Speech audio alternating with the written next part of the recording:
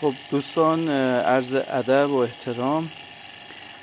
بعد از نصب کولر گازی نوبت به وکیوم دستگاه میشه. ملاحظه بفرمایید.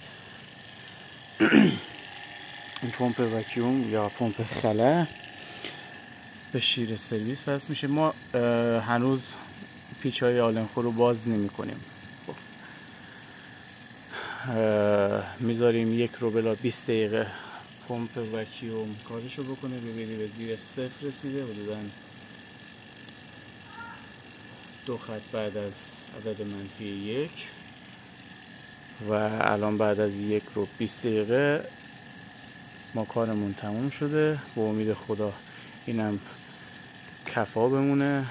گازو باز میکنیم، تست نشتگیری و استارت کار. اینم نمونه 2 عدد کار. مرسی، زنده باشید.